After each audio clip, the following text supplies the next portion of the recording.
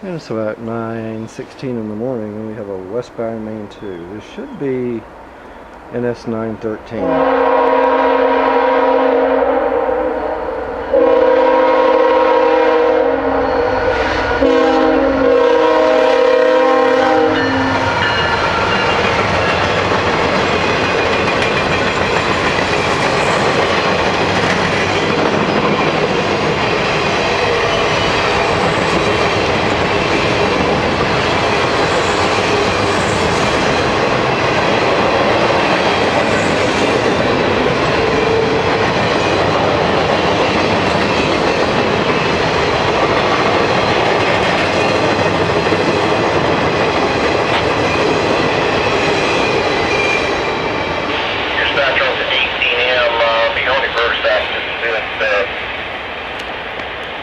Don't have any dry level load.